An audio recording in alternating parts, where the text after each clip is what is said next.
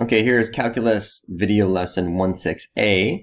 I've got 5 boxes to talk to you about, and the concept here is going to be some review and continuity. So let's do some review problems together first, okay? So if I want to take the limit as x approaches infinity of x cubed, how could I think about this? How can I do it? Well, obviously, if I took infinity and tried direct substitution and took infinity and cubed it, I would get a huge number without bound. The other way to think about this is to know what the graph of x cubed looks like, which we definitely know, and it looks something like this. So as x is going to infinity, my function is shooting off to infinity, so the answer to this thing would definitely be infinity or unbounded. Take a look at b. What's the limit as x approaches negative infinity of 1 over x? So again, if I take 1 and divide it by a really small number, then I am going to get essentially nothing out of this thing. So this is going to go to 0. Let's take a look at this on the graph, okay? 1 over x we know is the Hurley graph, which we like to call it in class. And of course we know that there's an asymptote here. So as x's are approaching negative infinity, my function is getting closer and closer and closer to 0. So this is definitely going to be 0. Another way to think about this is, right, if I have 1 cookie and I divide it amongst every single person in the entire world and made it negative, I would still get, basically nobody would get any kind of cookie. So it'd be 0 there. So that's one way to think about that one. We got 2 more to do real quick. Okay, so the reason I wanted to talk to you about these two as review is because we want to take the limit as x approaches both infinity here on this side and negative infinity on this side of the same polynomial. So we have x squared plus 3x plus 5. We've talked about the dominant term in class, and the dominant term is just the leading term with the highest degree exponent. So basically, I can just take care of, or take a look at x squared, because each of these are going to become insignificant as x is shooting off to infinity.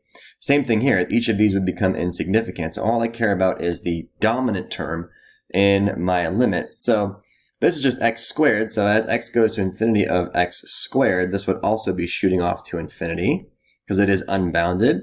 And likewise, as x goes off to negative infinity of x squared, this would also be shooting off to infinity. So the key is to look at the leading coefficient with the highest degree exponent. It's also called the dominant term, which we talked about in class. Okay, let's determine the end behavior for the following rational functions, and then also take a look at their limits at plus or minus infinity. We went over this in class, and I want to make sure that we really dive in and understand how we do these things here. So for the first one, I've got f of x equals 3x squared plus 4x minus 11 over 5x plus 10.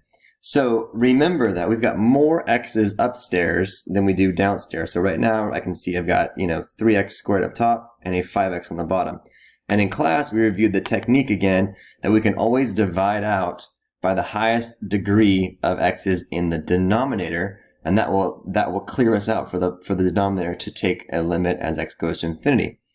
So here's what we're going to do. I'm going to take 3x squared and divide it by x, since that's the highest degree term in my denominator.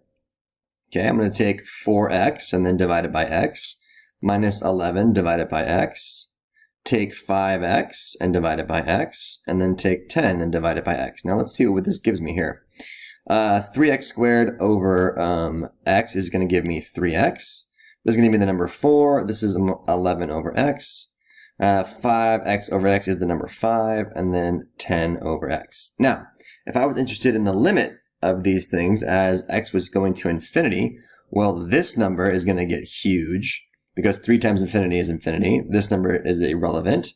This number is going to go to 0 because 11 divided by infinity is basically nothing. This number is insignificant. It's going to go to 0 because, again, 10 divided by a huge amount is basically nothing. So look what we have left over here. We have 3/5 times an infinity. Well, that is definitely unbounded and going to infinity. So again, we can just look at those dominant terms and we can see that this is definitely a top-heavy function. I have 2 x's upstairs and 1 x downstairs. So my limit, if I was going to infinity, would definitely be unbounded at infinity. Let's do another example together real quick. Okay, let's try number 2 here. We've got f of x equals 3x squared plus 4x minus 11 over 5x squared plus 10. So the only difference here is that I've got the same number of x's upstairs as I do downstairs.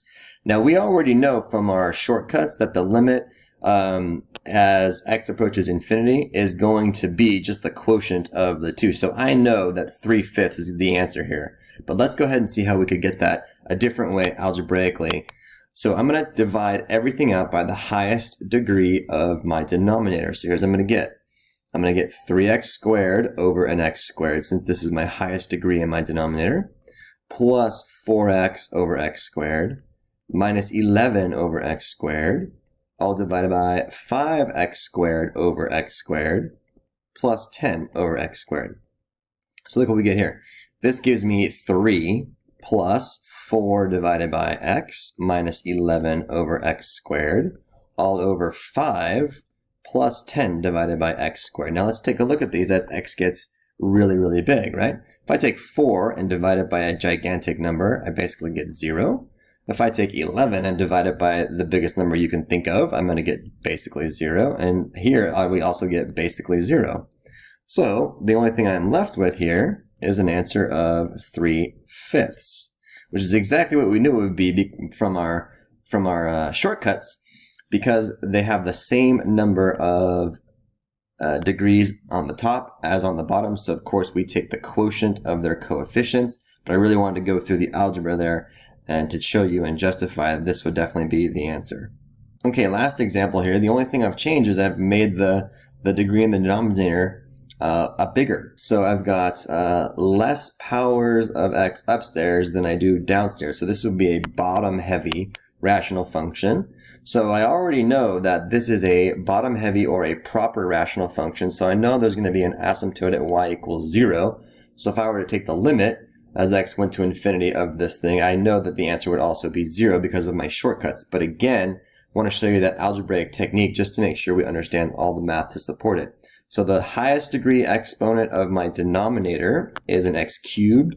So I'm going to take every piece and divide it by an x cubed, plus a 4x over x cubed, minus an 11 over an x cubed, all over 5x cubed over x cubed, plus 10 over x cubed. So here's what I get.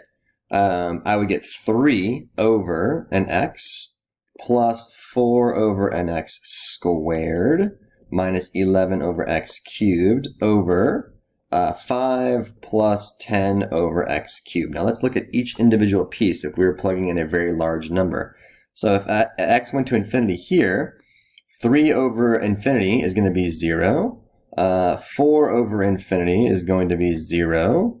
11 over infinity is going to be 0. So I'm left with 0 on top over 5 plus basically nothing, right? Because again, we have to remember, if I take 3 and divide it by a million or a billion, everybody gets basically nothing. So I'm getting 0 out of this thing, but we already knew that because we know that this rational function is bottom heavy, and it's a proper rational function. So if I'm looking at infinity, I would get 0. Also, likewise, for negative infinity here, I would also get 0 because we know there's an asymptote there. So good review for us to make sure that we got that stuff down. Okay, box number 3 is something new, and it's all about continuous functions. So I'm going to give you the big idea right off the bat. Here's the big idea. In order for a function, which we'll call f, to be continuous at some x equals c, all 3 conditions must be true. Here are all 3. Number 1, f of c must exist. Number 2, the limit as x approaches c of f of x must exist. And finally, number 3, the limit as x approaches c of f of x must be exactly f of c. So evaluating the function for c. We can sum up these big ideas here basically on this.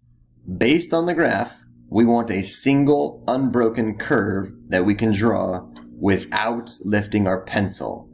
So basically, these 3 mathematical conditions can be summed up, in layman's terms of can you draw the graph without lifting up your pencil? Let me give you some examples down below. Okay, I've got 4 examples here that we're going to do together, and I'm going to focus in on each one at a time. Okay, so let me zoom in for number 1. Okay, so is this thing continuous or not? Why or why not? So I've got the 3 conditions on the left hand or on the right hand side here. I've got the graph on the left hand side. So taking a look at this, number 1, f of c must exist. Is this true No, this is not true. There's a big giant hole right here. So if this is my function f of x, right? F of c is undefined. So therefore, condition number 1 is not met. So therefore, this graph is discontinuous or not continuous. And the discontinuity is there's a hole. There's got a big old hole right in the middle of it. So this is not going to be a continuous graph. Okay, let's take a look at this one. Here are my 3 conditions. Okay, number 2.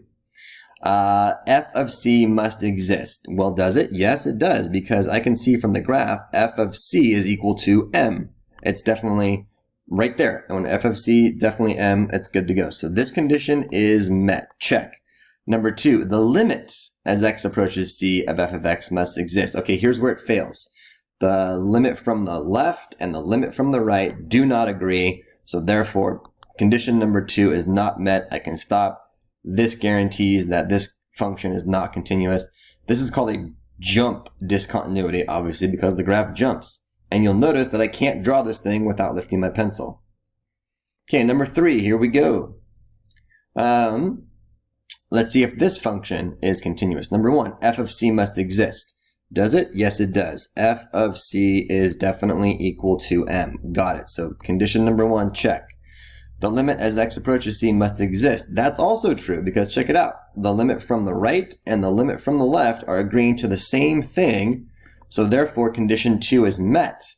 And here's where it fails. The limit as x approaches c of f of x is f of c. That is definitely not true, because that point has been removed. This is called a removable discontinuity.